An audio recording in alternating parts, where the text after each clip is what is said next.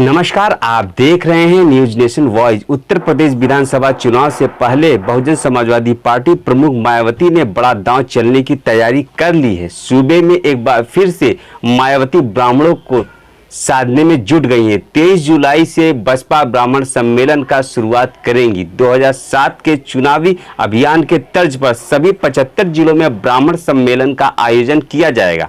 बसपा के राष्ट्रीय महासचिव व राज्यसभा सांसद सतीश चंद्र मिश्रा को दी गई है जिम्मेदारी। इस पर आधारित है हमारी ये खास रिपोर्ट। विधानसभा चुनाव से पहले बहुजन समाज पार्टी प्रमुख मायावती ने बड़ा दांव चलने की तैयारी कर ली है।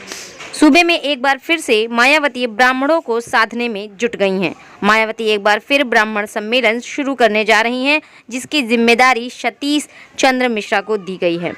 बसपा का ब्राह्मण सम्मेलन 23 जुलाई से अयोध्या से शुरू होगा। 23 जुलाई को सतीश चंद्र मिश्रा अयोध्या में मंदिर दर्शन से ब्राह्मणों को जोड़ने की कवायद शुरू करेंगे। 10 चरणों में सभी 75 जिलों में जिलेवार ब्राह्मण सम्मेलन किया जाएगा।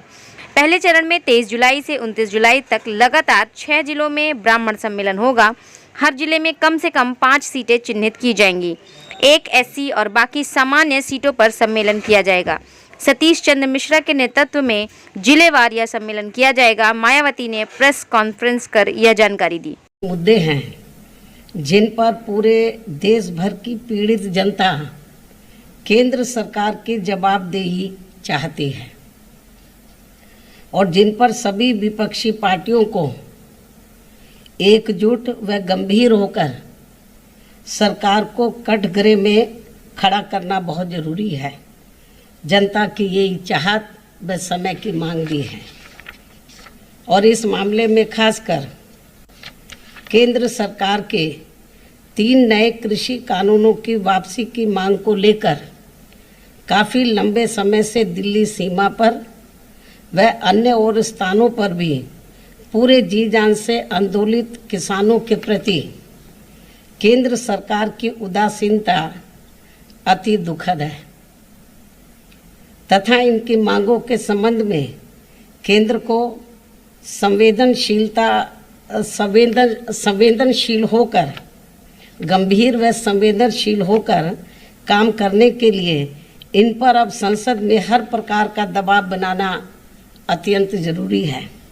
साथ ही केंद्र सरकार की गलत आर्थिक व अन्य नीतियों एवं कार्यकलापों आदि से देश में बढ़ती बेरोजगारी के बीच खासकर पेट्रोल, डीजल व रसोई गैस आदि की कीमतों में लगातार हो रही वृद्धि से व महंगाई के आसमान छूने से भी अब लोगों के सामने काफ़ी दिक्कतें व मुश्किलें आदि खड़ी हो गई हैं।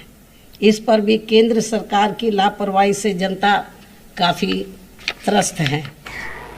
वहीं मायावती के इस बयान पर बीजेपी ने तंज कसते हुए कहा कि मायावती ने ब्राह्मणों का अपमान करने का काम किया है। बसपा ने चुनाव में मजहबी तुष्टीकरण करने का काम किया है।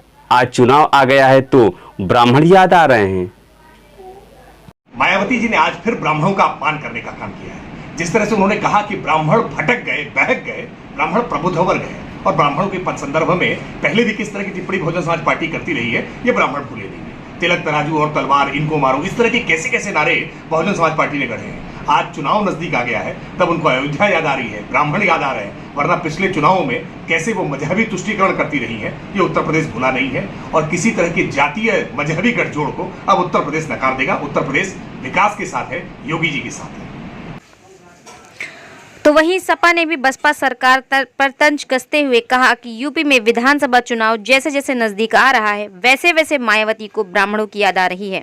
ये वही मायावती हैं जिन्होंने कहा था कि सत्ता में आएंगे तो भगवान परशुराम की मूर्ति लगाएंगे। ब्राह्मणों पर अत्याचार जितना बीएसपी सरकार में हुआ है उतना किसी सरकार में नहीं हुआ। उत्तर प्रदेश की पूर्व मुख्यमंत्री आदरणीय मायावती जी को जैसे ही चुनाव आ रहा है दोबारा से ब्राह्मण याद आ रहा है। ये वो लोग हैं जिन्होंने कहा था कि जब हमारी सरकार बनेगी तब हम भगवान परशुराम की उससे बड़ी मूर्ति लगाएंगे, जितनी बड़ी लगाने का हम लोगों ने संकल्प लिया है। जितना अत्याचार इनकी सरकार में ब्राह्मणों पे हुआ, जितने एससी एसटी के गलत मुकदमे लगाए गए, वो आज पूरे प्रदेश को, हर वर्ग को, हर समाज को याद है।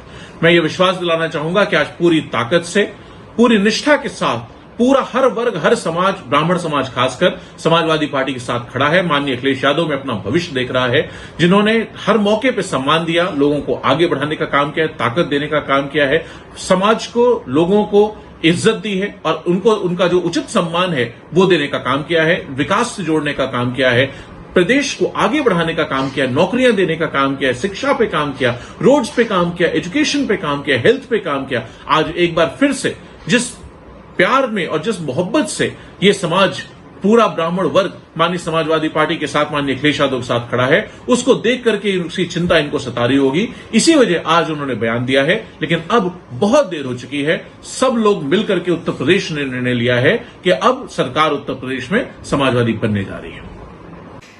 बीएसपी का ब्राह्मण सम्मेलन 2007 के चुनावी अभियान की तर्ज पर होगा। शुक्रवार को लखनऊ में पूरे प्रदेश से 200 से ज्यादा ब्राह्मण नेता और कार्यकर्ता बसपा दफ्तर पहुंचे थे, जहां आगे की रणनीति पर चर्चा हुई थी। बीएसपी 2007 के फॉर्मूले पर वापस लौट रही है। दलित, ब्राह्मण, ओबीसी इस फॉर्मूले के साथ मायावती 2022 चुनाव में उतरेंगी। गौरतलब है कि साल 2007 में मायावती ने बड़ी संख्या में ब्राह्मणों को चुनावी मैदान में टिकट देकर उतारा था। मायावती की यह रणनीति सफल भी रही थी और बीएसपी की पूर्ण बहुमत की सरकार बनी थी। मायावती ने 2007 में यूपी के चुनाव में 403 में से 206 सीटें जीतकर और 30% वोट के साथ सत्ता हासिल करके देश की सियासत में तहलका मचा दिया था। बसपा 2007 का प्रदर्शन कोई आकस्मिक नहीं था, बल्कि उसके पीछे मायावती की सोची समझी रणनीति थी। प्रत्याशियों की घोषणा चुनाव से लगभग 1 साल पहले ही कर दी गई थी। इसके अलावा ओबीसी, दलित, ब्राह्मणों और मुसलमानों के साथ तालमेल बनाया था। बसपा इस फॉर्मूले को फिर से जमीन पर उतारने की कवायद में है। बसपा के लिए ब्राह्मण कार्ड कितना सफल होता है, ये तो देखने वाली बात होगी कि ब्राह्मणों का वोट किसके साथ जाता है। ये तो आने वाला विधानसभा चुनाव ही बताएगा। ये ब्राह्मण समाज के लोग इनके बहकावे में आ गए। इन्होंने खूब साम दाम दंड भेद आदि हथकंडे इस्तेमाल किए। इनके बहकावे में आकर तो बीजेपी को एक तरफा अपना वोट दिया और इनकी 5 साल के लिए सरकार बनाई। लेकिन मुझे पूरा भरोसा है, लेकिन इनके साथ क्या हुआ ये सब आप लोगों को मालूम है, कितनी जाति इनके साथ हो रही है। लेकिन मुझे पूरा भरोसा है